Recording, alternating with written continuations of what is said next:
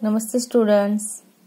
तो देखो स्टूडेंट्स, आज हम हिंदी व्याकरण का जो हमारा शब्द रचना जो पार्ट है, लेसन है हमारा, वो चालू था, उसका आज हम पार्ट 3 देखने वाले हैं।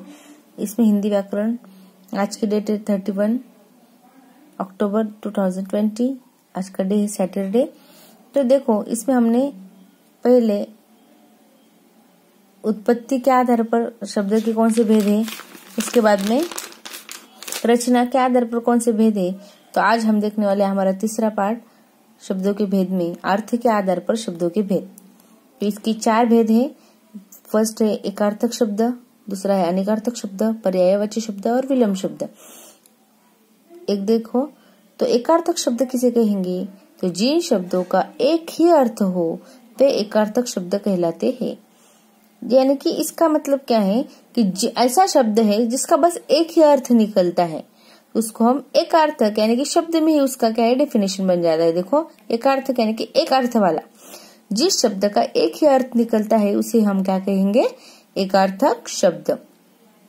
तो जैसे कौन सा शब्द है? रोटी। रोटी एक, हमें सबको पता है रोटी का एक ही अर्थ निकलता है, उसका दूसरा कोई अर्थ भी नहीं निकलता। नल, कुर्सी आदि, ऐसे बहुत सारे शब्द होते हैं। तो यहाँ पे हमने कुछ उदाहरण लिए, जैसे कि रोटी, नल, कुर्सी आदि। अभी देखेंगे नंबर 2 का कौन सा है हमारा? अनेकार्थक शब्द। यानी कि अनेकार्थक शब्द में किसे कहेंगे अभी हम? तो ऐसे शब्द जिनके अनेक अर्थ निकलते हो, ऐसे शब्द जिनके अनेक अर्थ निकलते, यानी कि एक ही शब्द रहता है लेकिन उसके अर्थ क्या होते? बहुत ज्यादा रहते, यानी कि अनेक अर्थ रहते, वे शब्द अनेकार्थ शब्द कहलाते हैं।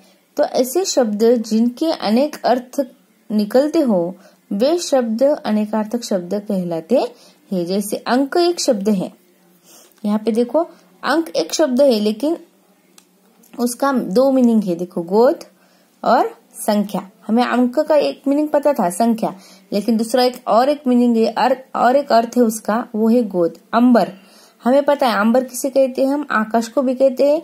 और दूसरा और एक अर्थ है उसका, कपड़ा। कर यानी कि हमें पता है हाथ, और कर का दूसरा और एक मीनिंग होता है टैक्स। जैसे कि हम टैक्स भरते हैं ना, उसको भी हम हिंदी में कर कहते हैं।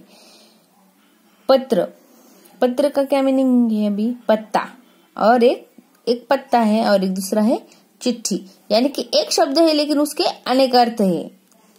ओके, पहला क्या था? एक शब्द था और एक ही शब्द था, यानी कि एक अर्थक था, लेकिन अभी अनेक अर्थ निकल रहे हैं एक शब्द के, उसको बोलेंगे हम अनेकार्थक शब्द। आगे का देखेंगे पर्यायवाची शब्द, नंबर 3 वाला, यानी कि अर्थ के आधार पर पर्यायवाची शब्द है। तो देखो, जिन शब्दों के अर्थ में समानता हो उन्हें पर्यायवाची शब्द कहलाते। यानी कि ऐसे शब्द होते हैं कि जिनका अर्थ सेम होता है, यानी कि एक शब्द के लिए बहुत सारे शब्द वर्ड रहते, यानी कि एक चीज है लेकिन उसके लिए बहुत सारे वर्ड्स रहते हैं।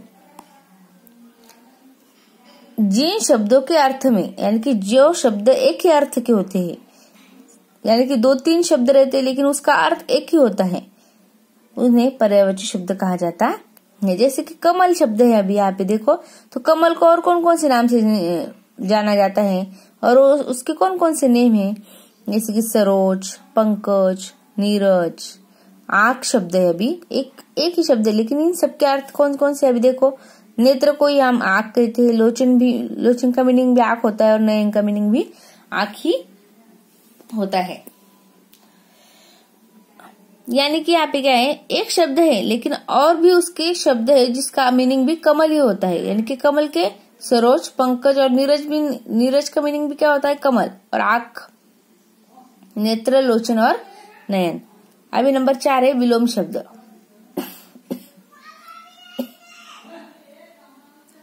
विलोम शब्द, इन्हें विपरीतार्थक शब्द भी कहते। विपरीतार्थक मीन्स शब्द मीन्स क्या बेटा? क्योंकि ये एक दूसरे के विपरीत, यानी कि उल्टा अर्थ देते हैं। उल्टा यानी कि क्या? यानी कि एक अच्छा है तो दूसरा बुरा, यानी कि विपरीतार्थ, यानी कि उल्टा। एक का अर्थ ये होता है तो दूसरा उसका विपरीत होता है, उल्टा होता है, उसे विपरीत यानी कि विलोम शब्द हम कहते हैं। जैसे कि अच्छा, बुरा, वीर, कायर, छोटा, बड़ा, दिन, रात। यहाँ पे हम इंग्लिश में इसको अपोजिट वर्ड्स भी कहते हैं। और इसको हम सिनोनिम्स बोलेंगे, क्योंकि कमल का अगर पर्यायवाची शब्द हमें कहना है, लिखना है, तो सिनोनिम्स यानी कि एक ही अर्थ है उसका, सिनोनिम्स से ही समानार्थक शब्द है। और ये विलोम यानी कि उसके उल्टे यानी कि अपोजिट वर्ड से। यहाँ पे यानी कि अच्छा ही, यहाँ पे तो एक दूसरी तरफ बुरा। वीर यानी कि बहुत ही होशियार, धारसी, और कायर यानी कि एकदम डरने वाला। अभी छोटा, एकदम छोटा सा होता है दूसरा, तो उसका विपरीत अर्थ कह दिया है बड़ा।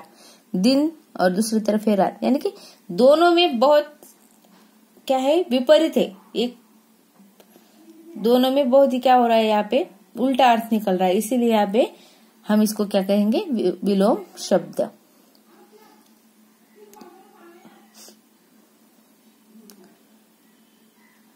स्टूडेंट्स, यहाँ पे हमने आज तक 3 यानी कि उत्पत्ति के आधार पर शब्द, रचना के आधार पर शब्द और अर्थ के आधार पर शब्द, इन तीनों की वीडियो देखे हैं। अभी इसके आगे का और एक वीडियो इसका बनेगा, उसका कौन सा बनेगा, वो प्रयोग के आधार पर हमारे शब्द। तो ये जो है इसको आप नोटबुक में लिख लेना है। Thank you.